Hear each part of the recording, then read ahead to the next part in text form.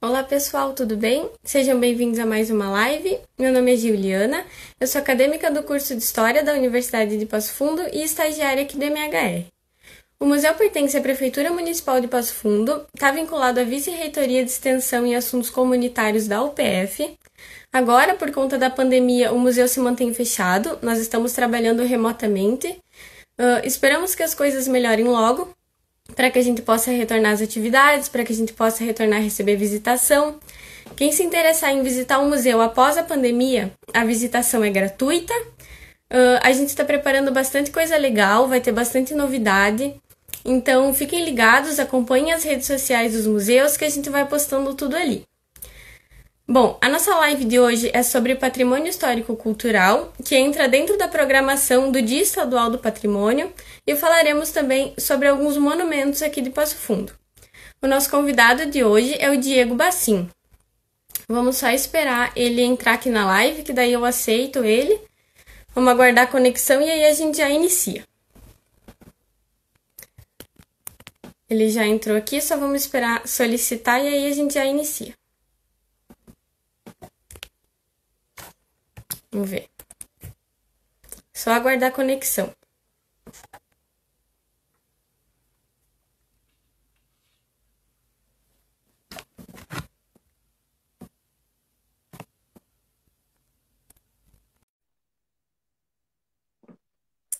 Vamos só aguardar a conexão bem rapidinho. Acho que foi.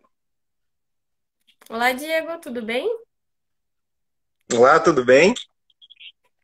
Tudo bem. Eu já me apresentei aqui no início. Se tu quiser se apresentar, então, fica à vontade. Só deixa eu me ajeitar aqui. Tudo bem, sem pressa. Oi, eu sou o Diego, sou doutorando em História pela UPF. Muito obrigado pelo convite.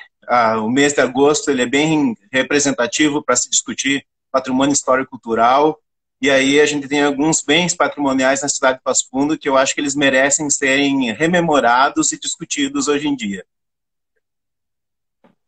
Bom, para nós iniciar, então, eu queria pedir que tu explicasse para nós o que seria um patrimônio histórico-cultural e o que determina se um bem é ou não um patrimônio histórico-cultural. Eu só vou fazer um teste aqui para ver se uma estratégia aí vai dar certo, tá? Tá bom.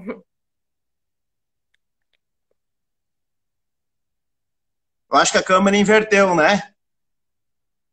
Acho que sim, mas Sim, dá para né? entender. Aham, Dá para entender, né? dá para entender. Muito bem. Eu vou tentar fazer essa minha fala articulando um pouco com algumas imagens que eu acho que para falar sobre patrimônio é mais interessante assim, porque a gente consegue visualizar o bem patrimonial. Tá bom. Eu vou tentar organizar a minha fala para, a partir das imagens que eu estou apresentando, tá respondendo as suas questões. A primeira questão que tu faz é o que é um bem patrimonial, o que é que faz com que um patrimônio seja considerado histórico-cultural. Eu vou Isso. partir a partir desse primeiro documento aqui, que é um documento da Freguesia de Passo Fundo de 1853, extremamente conhecido aí entre os estudiosos de Passo Fundo, a população passofundense. Nesse traçado aqui, ele mostra aonde era um primitivo e milenar caminho indígena da população e das nações caigangues. Depois ele foi caminho de rota de tropeiros, depois foi a estrada de tropa, e a partir disso se constituiu na cidade de Passo Fundo essa mesma rota aqui, a Rua do Comércio, que depois, em 1913, vai ser a Avenida Brasil. Se a gente for pensar, a Avenida Brasil é um bem histórico-cultural imaterial da cidade de Passo Fundo. Por que é imaterial? Porque eu não pego ela com as mãos. Eu não consigo me materializar fisicamente numa relação com ela. Agora, imaterialmente, sim. Então, o que é um bem?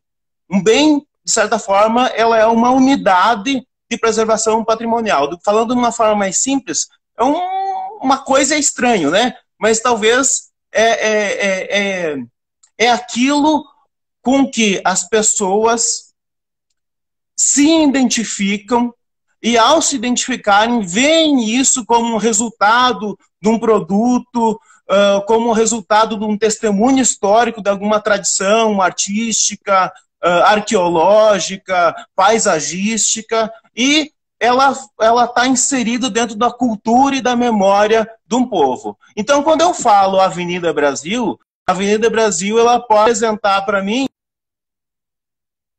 uma série de memórias. Eu posso olhar para ela e pensar, Avenida Brasil, Caminho dos Caigangues, Avenida Brasil, Rota dos Tropeiros, Avenida Brasil, Avenida do Comércio, que recebe esse nome em 1858, quando as ruas da cidade passam a ser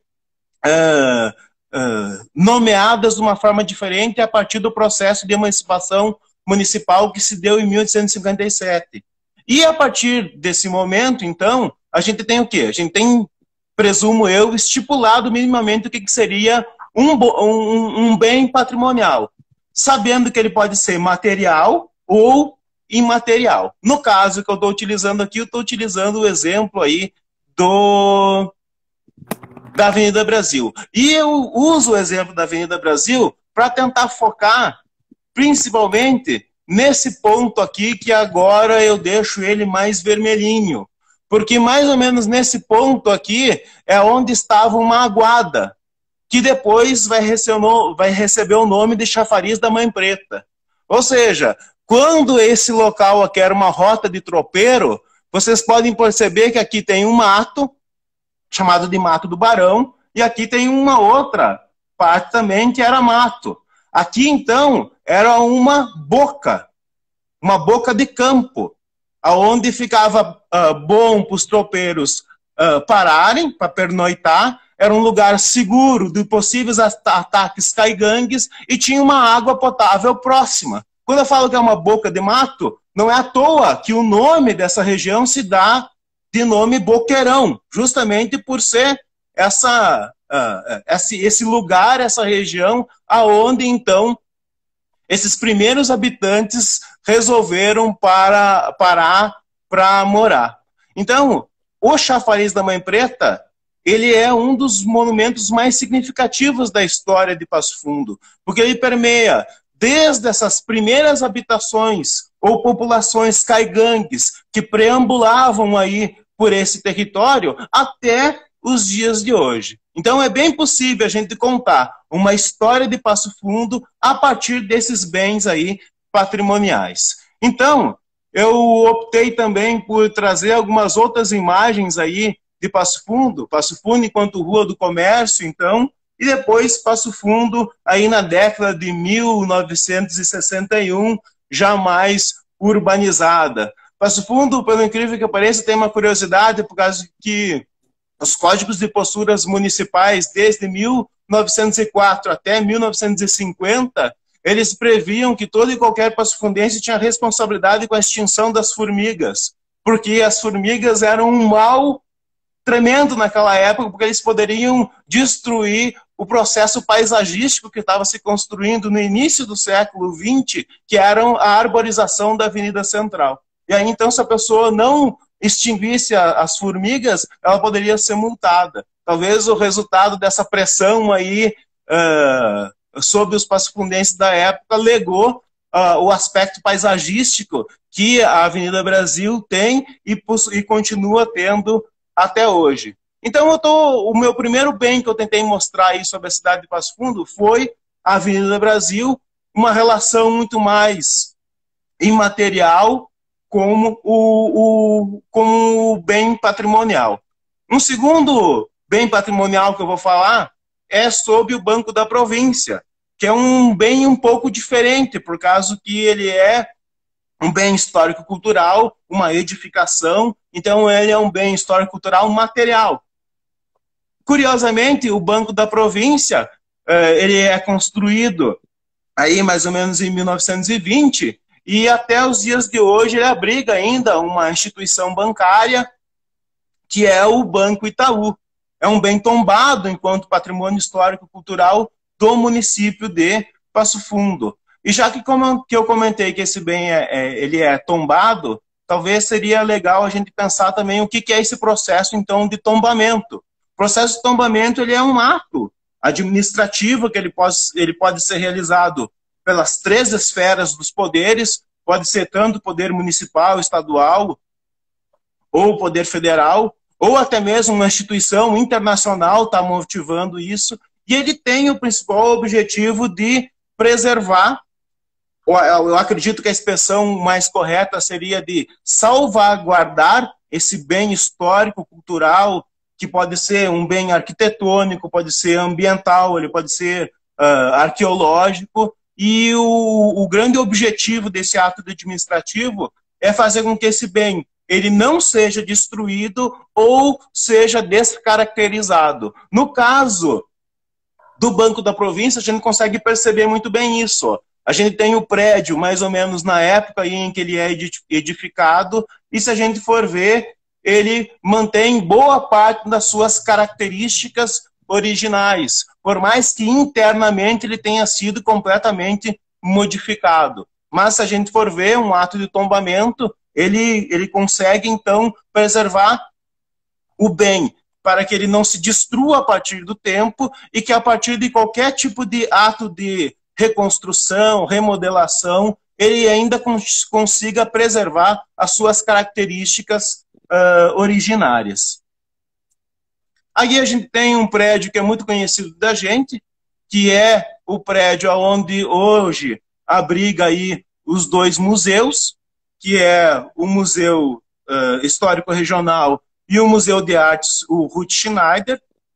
Se a gente pode ver, aqui ele tem um diferencial do que é hoje, porque aqui a gente consegue observar que tem 2 colunas e uma sacada que com o passar do tempo se perdeu.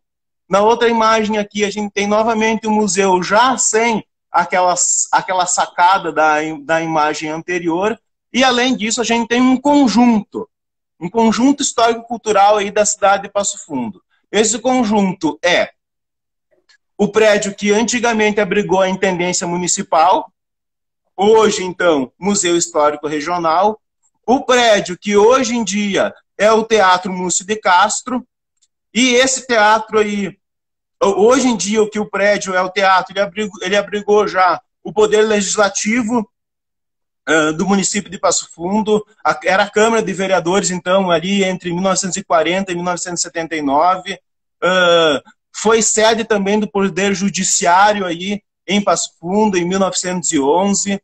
Do lado aqui, ó, a gente tem o prédio onde hoje é a Academia Passofundense de Letras. Ela vai se originar no início do século XIX como um ponto de encontro aí de um clube chamado de Clube Pinheiro Machado, que era um clube onde os articuladores do Partido Republicano Rio-Grandense se reuniam para fazer as suas articulações políticas, tanto para a região quanto a nível estadual.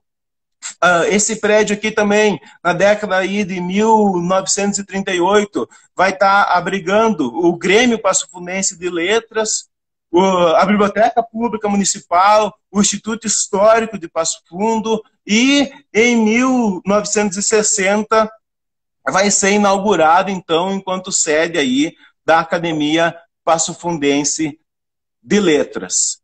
Uma última imagem sobre esse primeiro bloco aí, vocês têm aí, podem visualizar a cidade de Passo Fundo. Aqui eu posso destacar que nesse primeiro plano eu tenho aqui opa, ficou muito grande. No primeiro plano, eu tenho aqui a catedral, só para a gente se situar mais ou menos em que parte da região a gente está falando. E nessa região aqui, eu tenho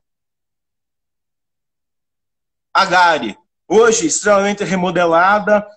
Esse prédio aqui, hoje em dia, ele foi novamente reconstruído, foi repaginado, foi remodelado, tentando preservar aí algumas características originárias que o bem possuía.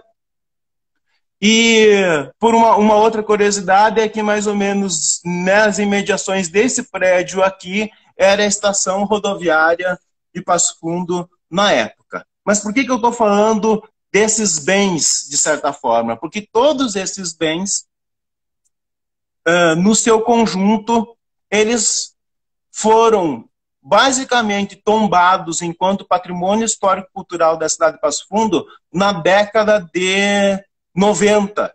Houve uma grande mobilização na Passo Fundo da época, e esses bens, todos eles foram tombados mais ou menos nesse mesmo período. Então, do que eu estou falando? Estou falando do museu, do teatro, da academia e da ferrovia. A ferrovia, quando ela vai ser inaugurada em 1898, de certa forma, ela vai remodelar o processo de urbanização da cidade de Passo Fundo, que estava concentrado no Boqueirão e que vai expandir para outras regiões mais centrais da cidade, e também vai dar uma lateralidade, aonde, por exemplo, se expande aqui na Avenida General Neto, que era por onde ia sair depois aqui, e teve a sede da GARI, da estação férrea. Mas o que esses patrimônios, de certa forma, eles deixam transparecer é a ideia que Passo Fundo estava preservando uma memória onde tinha bens edificados, onde eles representavam a modernização da cidade, eles representavam uma tradição política da cidade, porque a intendência municipal foi o prédio que foi preservado, depois o prédio da Câmara Municipal de Vereadores. Outra coisa também, está se preservando bens edificados, aonde está se preservando uma memória econômica da cidade, que é a preservação do próprio Banco da Província, que permanece como instituição bancária até hoje. O que eu quero dizer é que na década de 90 se priorizou a patrimonialização de alguns bens, onde esses bens tentaram passar a ideia de uma cidade moderna, desenvolvida, industrializada. E isso revertiu no tipo de patrimônio que estava preservando naquele momento. Então, essa é uma forma de contar a história da cidade a partir de determinados bens patrimoniais. Agora, o que eu quero dizer, e o que a partir desse momento que eu vou tentar valorizar, seriam outros bens patrimoniais que a cidade tem, que talvez sejam tão importantes quanto esses, não em nível hierárquico, mas eles são na mesma importância que esses, mas talvez eles não são tão valorizados do ponto de vista histórico, ou muitas vezes eles são invisibilizados, ou não se preservou a mesma memória que esses primeiros bens aí que eu passei aí e estou discutindo. Então, um primeiro bem aí que eu vou estar tentando mostrar, que de certa forma nem são poucos aí que têm uma relação com ele, é o Clube Visconde do Rio Branco. A senhora Maria de Lourdes Isaías, que ela foi coordenadora da Igualdade Racial de Passo Fundo, ela conta que mais ou menos no ano de 1914 teve um circo que passou pela cidade de Passo Fundo e tinha um palhaço negro com o nome de Sebastião Braga. E esse Sebastião Braga se reuniu com os negros que viviam em Passo Fundo naquela época, onde existia uma espécie de um arraiá, um ponto de encontro. E esse ponto de encontro da população negra, havia uma confluência justamente onde depois se edificou esse prédio aqui do Visconde de Rio Branco, aonde era aí o fundo, de certa forma, do terreno de algumas pessoas, aonde, de certa forma, era um ponto de encontro. Diz a dona Maria de Lourdes Isaías que esse negro aí, chamado de Bastião Braga, pergunta para a população negra de Passo Fundo da época onde era o ponto de encontro, se existia uma sociedade cultural aí onde os negros se encontravam. A partir dessa provocação, o pessoal negro passofundense cria, a partir aí de 1914, uma sociedade chamada Sociedade Cultural Sebastião Braga, em homenagem, então, a esse dito palhaço que passou aí pela cidade de Passo Fundo. Em 1916, surge, então, o chamado Clube Visconde de Rio Branco, onde, depois de algum tempo, eles conseguem angariar fundos, comprar o terreno e inaugurar uma edificação, que é essa edificação aqui, em 1932. Hoje em dia, o Visconde do Rio Branco ele se encontra nessas condições. Ele está localizado onde ele sempre foi, na Rua Moron, na esquina com a 20 de setembro. O que a gente pode pensar é que ele é um bem patrimonial tão importante quanto tantos outros que a gente existe na cidade de Passo Fundo. Entretanto, a própria Dona Maria de Lourdes Isaías falou que as iniciativas de processo de luta para conseguir tombar esse bem como um patrimônio histórico do município, elas foram inúmeras. E até os dias de hoje a gente não conseguiu aí fazer com que realmente esse bem ele seja tombado enquanto patrimônio histórico-cultural da cidade de Passo Fundo e também ele seja remodelado, reconstruído aí da melhor forma possível, talvez fazendo jus à sua primeira edificação aí no início da década de 1930.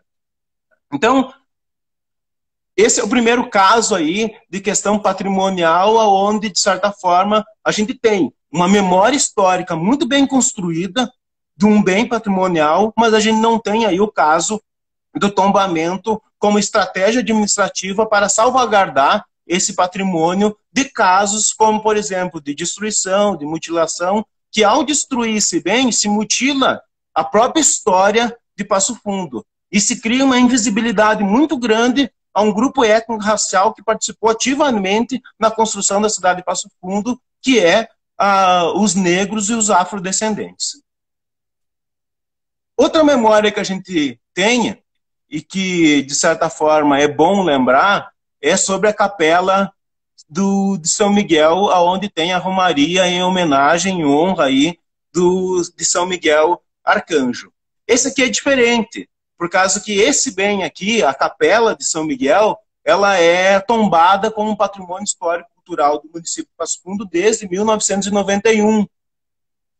Entretanto, a luta hoje em dia é para que a romaria entre dentro do processo de patrimônio histórico-cultural imaterial da cidade de Passo Fundo numa categoria chamada de celebrações. Porque se a gente for ver, a romaria ela acontece desde 1871.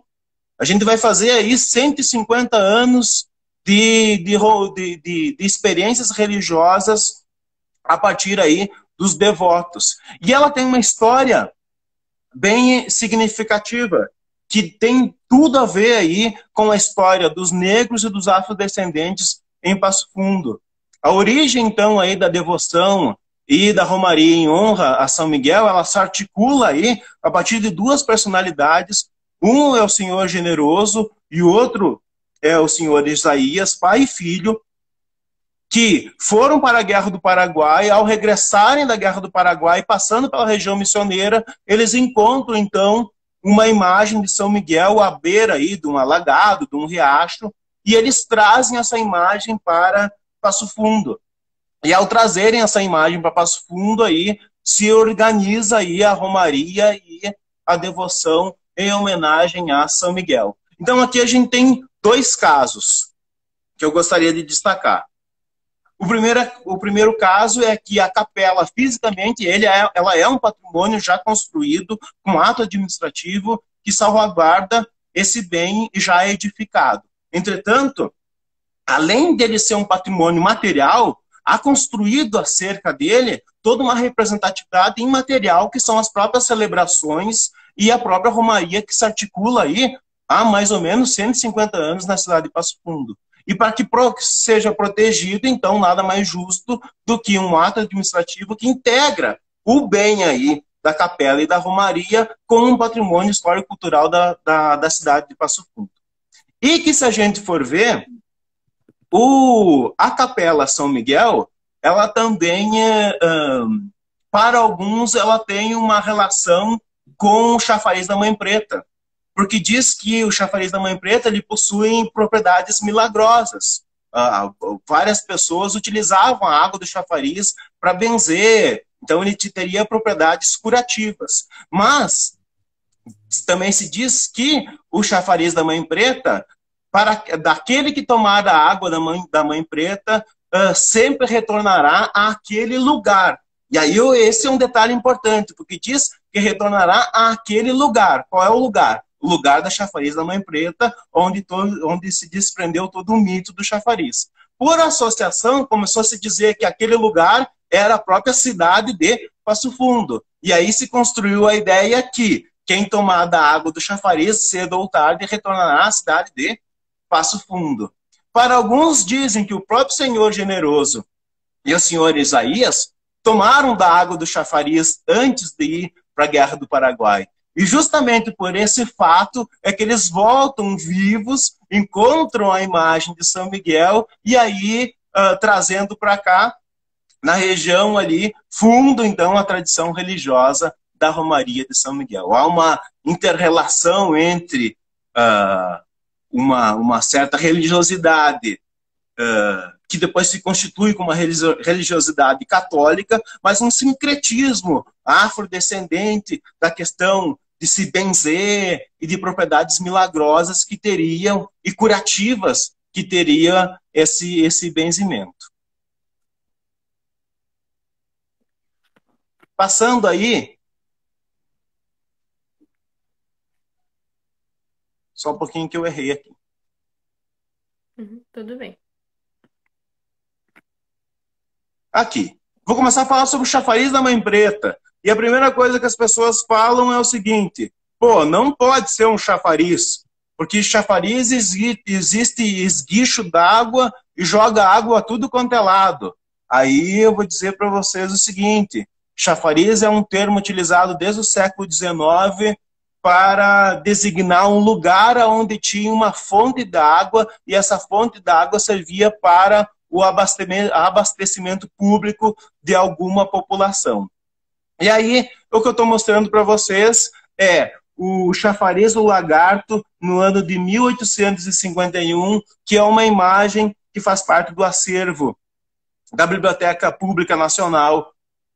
E aí mostra, de certa forma, uma ilustração que serviria muito bem para Passo Fundo.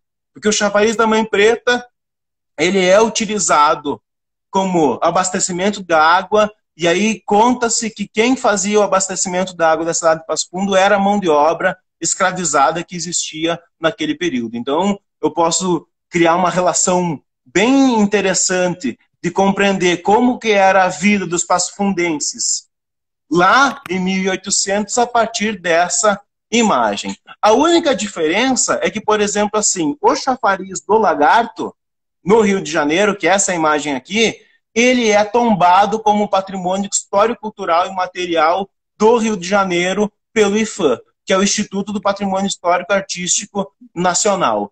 Se a gente for fazer uma pesquisa, mais ou menos, há 23 chafarizes no Brasil inteiro tombados como patrimônios históricos culturais. E os principais deles estão localizados na cidade do Rio de Janeiro, estão localizados em Minas Gerais e no Rio de Janeiro.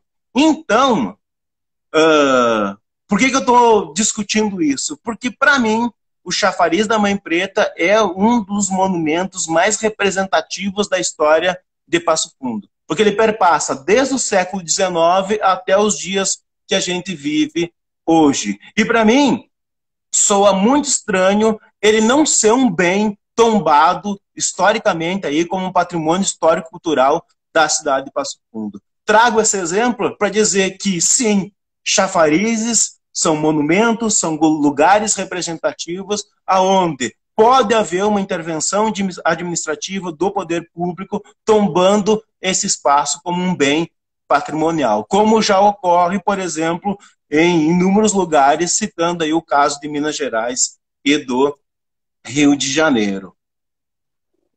Então, mas uma das coisas que me alegra é, por exemplo, assim, hoje em dia tem um grupo de pessoas aí que está tentando se reapropriar da memória do chafariz da Mãe Preta e tentar significar ele de uma forma diferente, ou seja, dar visibilidade a esse monumento que muitas vezes parece que ele não tem.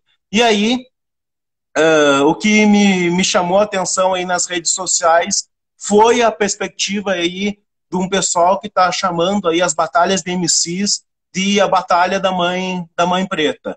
E aí, que é dentro da cultura do hip hop, aí está popularizando aí a questão das batalhas do MCs, mas o que mais me chamou a atenção foi que esse grupo, eles foram contemplados aí com o edital de Fundo de Apoio à Cultura Digital, e eles estão aí para as próximas semanas lançando, até onde eu sei, né, lançando nas plataformas digitais essas lutas.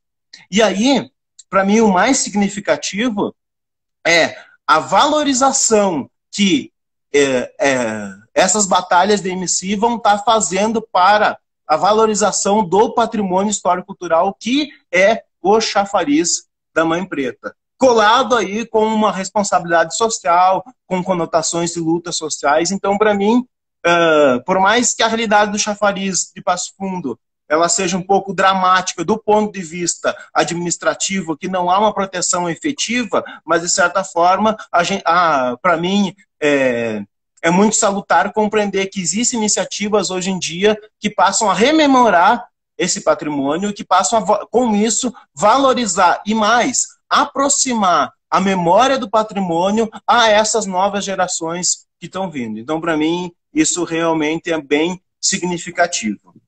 Vou voltar nessa imagem depois. Quero dizer aqui o chafariz da Mãe Preta. Hoje em dia ele se encontra assim.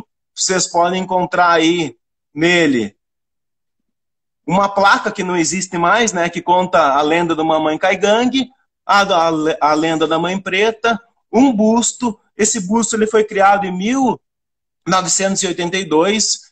Quem serviu de modelo para a confecção desse busto aí foi uma senhora chamada de Maria Luísa da Silva Santos. Ela veio para Passo Fundo com 18 anos, ela trabalhou de doméstica na cidade em várias casas e ela trabalhou no jornal O Nacional como servente.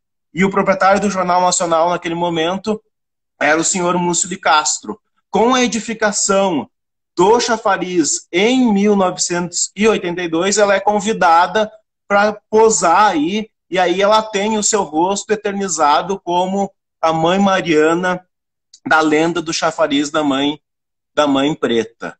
Então, o que eu posso contar aí do chafariz da Mãe Preta? Tem duas lendas coladas a esse chafariz. Uma primeira lenda é uma lenda caigangue que diz que existia uma mãe que tinha um único filho. Esse filho era o guarda dos ervais e que fazia essa ronda. Em uma das rondas ele sumiu, desapareceu, e a mãe chorou muito a perda dessa criança. O urubu-rei, sensibilizado com a dor e a perda dessa mãe, transforma ela num pé de milho. A tribo, quando arranca o pé de milho, brota do milho que foi arrancado uma vertente d'água. E dizia que dessa vertente d'água fluía a própria alma da mãe indígena caigangue. Aí, no meu entendimento, o mito caigangue ele é anterior ao mito da Mãe Mariana. O que acontece é que, como as populações negras eram aqueles grupos que mais possuíam uma relação de identidade e pertencimento com o chafariz da Mãe Preta, há uma ressignificação.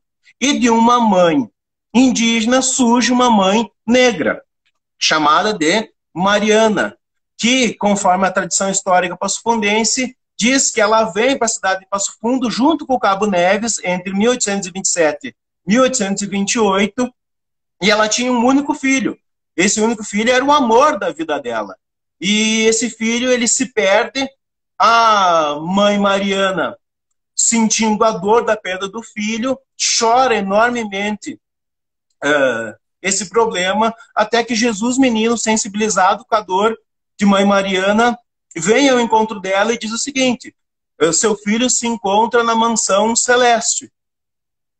Mãe Mariana diz então para Jesus menino: olha, eu quero que você me leve ao encontro dele. E aí eu quero que você deixe um lugar para que todo mundo que passar por aqui lembre da dor, da perda do meu filho, mas desse amor incondicional que eu tive acerca dele. E aí, das lágrimas da Mãe Mariana, surge o arroio do Lava-Pés, que com o passar do tempo aí vai ser nomeado de Chafariz da Mãe Preta. A primeira construção do chafariz do chafariz vai ser em 1863. Isso foi uma coisa que me sensibilizou muito, porque eu pensava o seguinte: 1863, anos antes da abolição da escravatura. Então só pode que Passo Fundo era uma cidade muito progressista nesse sentido, porque em 1863 cria um monumento em homenagem a uma mulher que já seria muito incomum para a época, e ainda uma mulher negra escravizada. Então, eu pensava que o chafariz da Mãe Preta era símbolo, desde aquela época, antes do processo da abolição da escravatura, de uma sociedade completamente diferente. Depois, na pesquisa, fui ver que não era bem assim. O chafariz da Mãe Preta, enquanto título de chafariz da Mãe Preta, ele só vai surgir em 1982. Até então, existia uma tradição da lenda e da memória da Mãe Preta, mas não um monumento especificamente sobre o chafariz da Mãe Preta. Depois de 1863, o chafariz ele foi construído novamente em 1925. E aí a gente tem uma ideia de como ele era. Essa aqui é a Rua 10 de Abril. Essa aqui é uma... O documento chama de lápide em pedra grés, aonde saía a água do chafariz. Isso aqui que a gente está vendo aqui é o que na outra imagem a gente consegue ver simplesmente o contorno dele. E aí vocês têm o chafariz da Mãe Preta em 1925. Aqui tem havia uma placa onde tinha as iniciais da Intendência Municipal, com a data de 1863, e aqui era uma edificação onde a água do chafariz foi canalizada e ela servia para que mulheres se utilizassem dessa água e de alguns tanques que haviam sido construídos nessa região para que elas pudessem desenvolver aí uma atividade produtiva de estarem lavando roupa para fora. E vai ser justamente essas mulheres, quando o chafariz da Mãe Preta vai ser destruído em 1865, que vão até a prefeitura municipal e reivindicam que, por mais que a edificação fosse destruída, elas queriam que a memória da Mãe Preta não fosse destruída. E aí a prefeitura municipal da época se compromete com a possibilidade de reedificação de novo do chafariz da Mãe Preta, que, destruído em 1965, só vai ser reedificado como a gente conhece hoje em dia em 1982. Para mim, eu repito inúmeras vezes que o chafariz ele é extremamente significativo, porque são poucos aí os monumentos da cidade que conseguem perpassar uma historicidade tão grande e conseguem, em um só monumento, ser extremamente representativo de várias etnias aí que compuseram a formação da população passofundense, tanto da tradição caigangue, tanto da tradição negra e afrodescendente, como de tantas outras etnias que se valeram da água do chafariz como questão de abastecimento, porque não tinha outro recurso. Água encanada, servida por companhia de abastecimento, é uma realidade aí a partir de 1960. Até então, vai ser de 1863 até aí 1960 que a principal fonte de abastecimento vai ser o chafariz da Mãe Preta. E para finalizar, eu gostaria simplesmente de dizer que o chafariz da Mãe Preta não é, em hipótese alguma, um monumento à mãe. E aí, o chafariz da Mãe Preta dizia: Mãe Preta tinha um único filho, que era o seu amor. Vamos pensar no monumento Praça à Mãe. A gente tem duas crianças. Vamos pensar aqui um pouquinho no estereótipo do monumento Praça à Mãe. Em nenhum momento faz alusão estética a uma mulher negra. O monumento Praça à Mãe é uma edificação na década de 60, mais preciso de 1964. E ele foi pensado aí pelo Rotary Club Passo Fundo Norte, mais aí uma reunião de pessoas do Jornal Nacional, tendo aí como principal promotora a senhora Ada de Castro.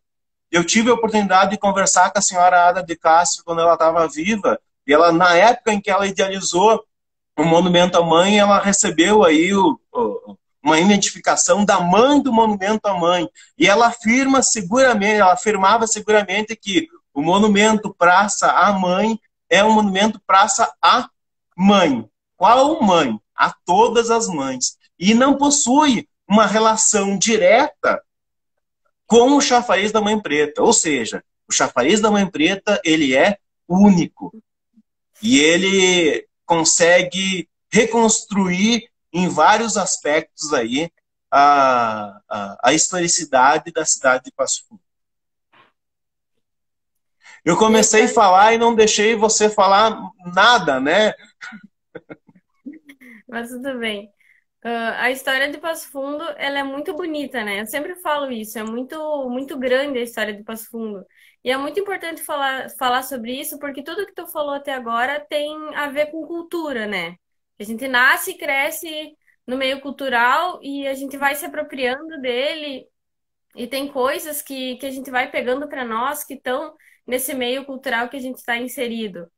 E é muito importante falar sobre isso porque esse processo de tombamento é muito importante também, porque além de ser um meio cultural, ele tem uma carga sentimental também, né? Para o povo passafundense. Tudo que tu falou até agora tem uma carga sentimental. Sim, Não só... eu acredito. Pode falar. Eu acredito que o que os monumentos conseguem fazer é justamente isso.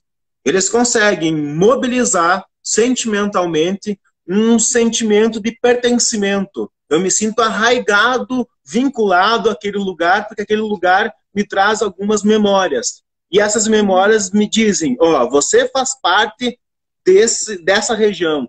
Você compõe um núcleo que ele é completamente vinculado a sentido e significado. Eu acho que é isso que os monumentos conseguem transparecer. Por isso que, para mim, acredito que um monumento edificado, ele é válido, ele tem que ser preservado, mas a gente não pode ficar valorizando simplesmente esse tipo de monumento.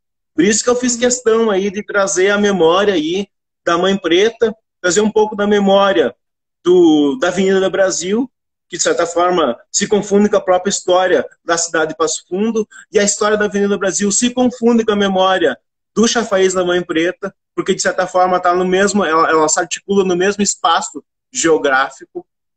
Então, recuperar a memória da Mãe Preta nos dias de hoje, eu penso que ela é fazer com que a gente tenha uma memória histórica mais completa e não tão mutilada como a gente tem hoje em dia. Porque a gente tende a preservar somente um tipo de bem patrimonial. E ao preservar esse tipo de bem patrimonial, a gente deixa com um certo descaso, ou vê com determinados descaso outros bens patrimoniais. Por isso que eu fiz questão de mostrar que, por exemplo, o IPHAN, que é a instituição máxima aí do ponto de vista nacional, que pensa o patrimônio histórico-cultural, na sua historicidade, já tombou mais de 23 chafarizes, por reconhecer o valor histórico, artístico que esses bens possuem. Então, quando eu falo que hoje em dia, e eu defendo com veemência, que o chafariz deva ser tombado, eu não falo ao acaso, eu falo embasado também um pouco nas experiências que já vêm sendo construídas em outras regiões do país. A gente fez uma outra live com a Pro Gisele Zanotto sobre patrimônio imaterial e ela contou para nós que Passo Fundo não tem nenhum patrimônio imaterial tombado. Pois é, eu acho que por isso também que eu fiz questão de citar a Gisele, ela é bem vinculada à questão da religiosidade, às celebrações. Eu acho que também por isso que eu fiz questão de de falar sobre a questão da capela, da Capela São Miguel, que por mais que seja um bem identificado, que possui nele o ato administrativo de preservação, que é o tombamento, um passo seguinte aí para se consolidar essa memória daquele espaço é o tombamento do ponto de vista imaterial da celebração, da romaria e da festividade. Porque, de certa forma, tombar esse patrimônio é fazer com que a gente consiga preservar uma forma de expressão popular. Que é justamente isso que os patrimônios imateriais conseguem sintetizar. É uma forma de tu se relacionar com um lugar. É uma experiência que tu consegue constituir com aquele lugar. Passo Fundo tem 163 anos de pura história, né? A gente, Isso. quem acompanha as redes sociais dos museus vê que a gente fez algumas curiosidades sobre a história de Passo Fundo. E quanto mais a gente vai procurando, pesquisando, mais coisa vai aparecendo. E são histórias importantíssimas que às vezes a gente deixa passar, né? Que aconteceu aqui na nossa cidade e a gente às vezes nem sabe. É muito importante falar sobre isso. Eu acredito que, para mim, é um pouco diferente estar ocupando esses espaços dessas formas, sabe? Porque eu não tenho um hábito dessa cultura mais de utilização de plataforma digital. Mas, frente às circunstâncias que a gente está vivendo, eu acho que toda e qualquer iniciativa ela é válida. Falar sobre patrimônio, muitas vezes, hoje em dia, para muitas pessoas, é olhar um busto e pensar, eles botaram lá por qualquer motivo. As pessoas, muitas vezes, elas passam pelas ruas e elas não conseguem ver naquilo um sentido ou um significado.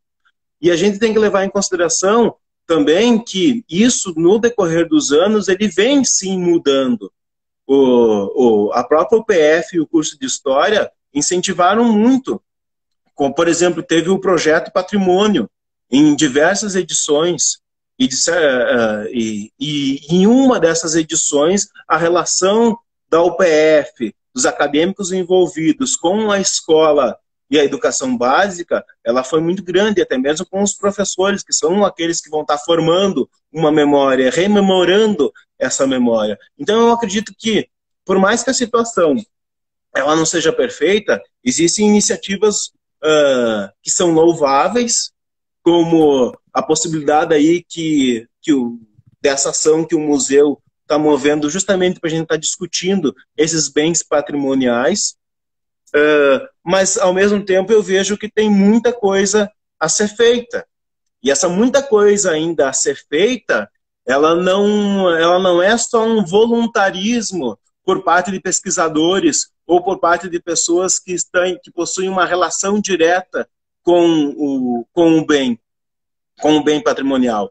Ele também depende de vontade política, porque, como eu disse que o ato de tombamento ele é um ato administrativo, ele vai perpassar, então, por uma questão política, que vai envolver Câmara de Vereadores, discussão, aprovação, veto, mas antes de a gente estar discutindo provavelmente o projeto, tem alguém que tem que propor isso, né? Tem que ter Então, o que eu vejo muitas vezes é que falta um pouco, claro, aí eu estou falando uma opinião muito pessoal, falta, na minha perspectiva, falta vontade política, porque existem diversos esforços aí das mais variadas pessoas para estarem cada vez mais mostrando e demonstrando a importância que esses bens patrimoniais têm para a cidade de Passo Fundo.